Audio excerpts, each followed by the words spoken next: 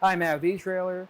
If you have a 2022 Nissan Rogue Sport and you're running out of space out of the back of it because you don't have a lot of space to begin with, and maybe you don't have a hitch so you can't use a trailer, or you don't have the ability to use a cargo basket back there, the next best option for you is going to be your roof.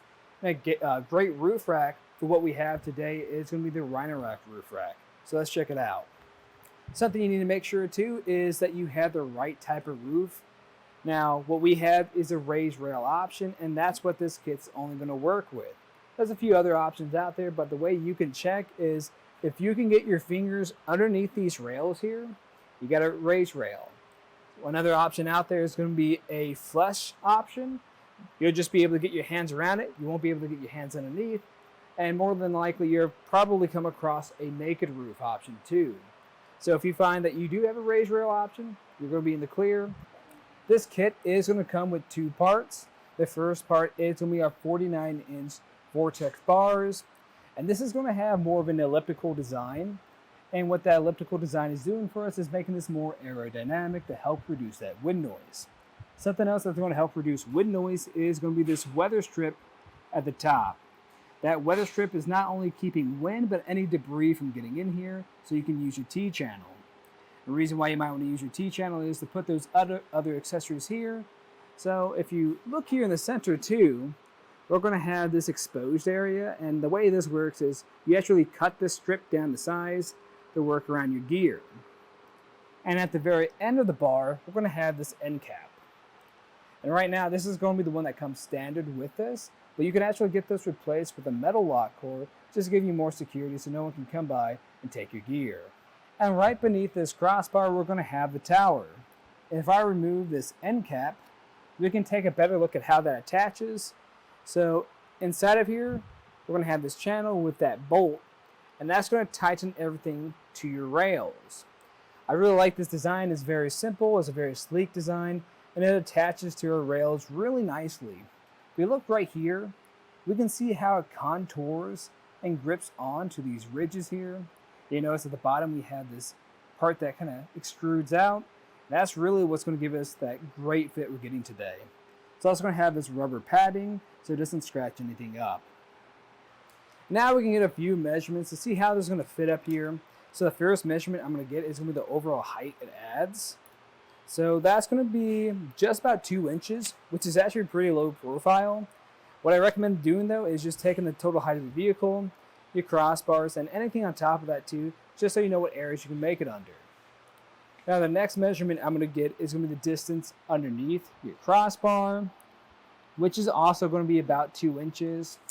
And what I recommend doing is just being aware of how big the clamps that are on your accessories are, because if you have anything that's pretty bulky, that's going to be pretty hard to use underneath here.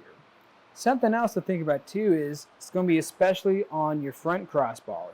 If you have a sunroof up here and if that expands up, you might run into some clearance issue. So just make sure you're aware if you have a sunroof and if you're going to use it or not. And today we are going to have just a little bit of overhang. Nothing too crazy. You're not going to be likely of hitting your head on it. And it's going to add to more of a sleek design. Now the one downside to that though is trying to put accessories over here. So if you have a ski carrier that you want pretty close to one side, that's not going to be a whole lot of space to work with. Some of them might fit, but most of them probably will not. The next thing I want to talk about is going to be our crossbar spread.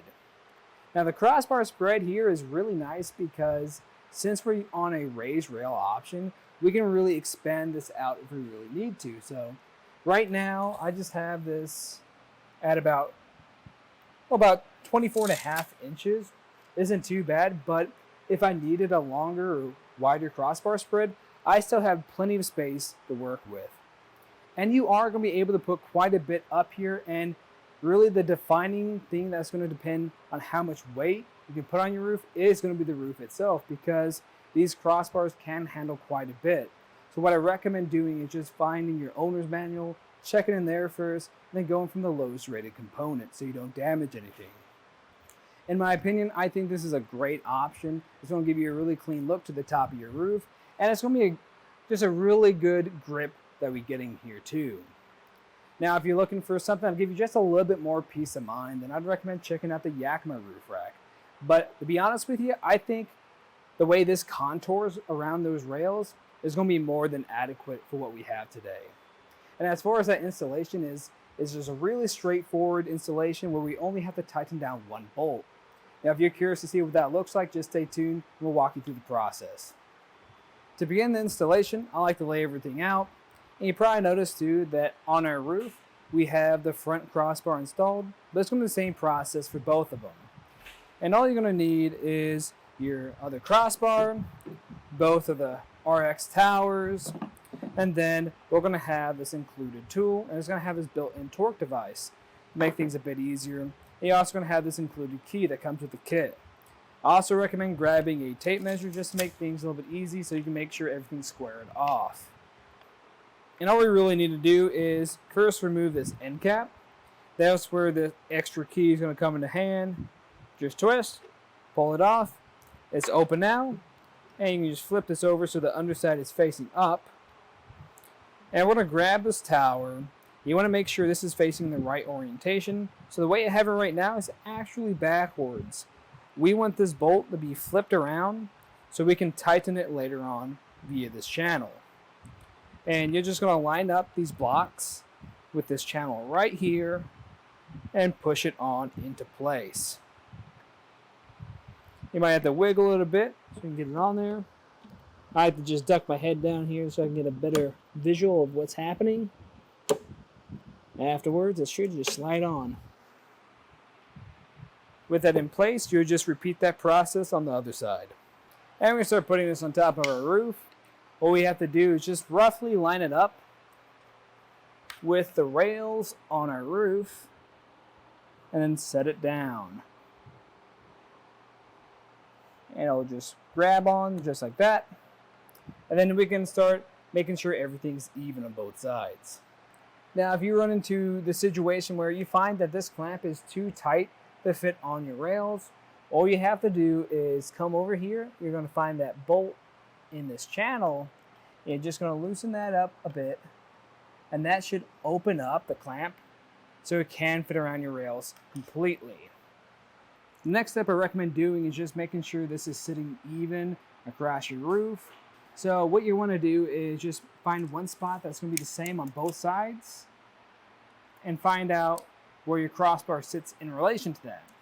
Now, an easier way to go about this too, if you have a very similar roof to me, is that we actually have these little circles on these rails. If you have those two, they're going to be the same on both sides. And all I'm doing is just kind of lining up where my crossbar or my tower sit in relation to it on both sides. Now we want to make sure our overhang is going to be the same on both sides. So what I recommend to do for that is, you notice how we have that little divot there. I want to make sure that is going to sit where I want it to be on my roof. Once that's roughly in place, I'm going to measure from the end of my tower to the end of my crossbar. I'm going to find that distance, and I'm going to make sure it's the same on both sides.